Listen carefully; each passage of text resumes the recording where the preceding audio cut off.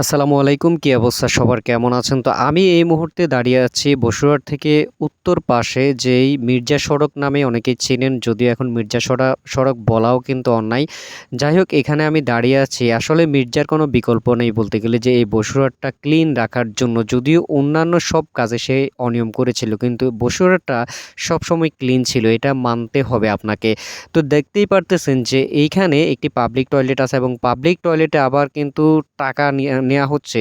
প্রতিজন থেকে ১০ টাকা ১৫ টাকা করে নেওয়া হচ্ছে। কিন্তু দেখেন, তার পাশেই এখানে কে বা কারা, ব্যবসায়ীরা বলেন বা এখানে ভাড়াটিয়ারা বলেন, এইভাবে ময়লাগুলো ফেলে এই যে খালটাকে ভরাট করতেছে, তাহলে বন্যা যখন আসবে পানিগুলো আসলে কোথা দিয়ে যাবে বা কোথা দিয়ে নামবে, এটা আপনার কাছে আমার প্রশ্ন।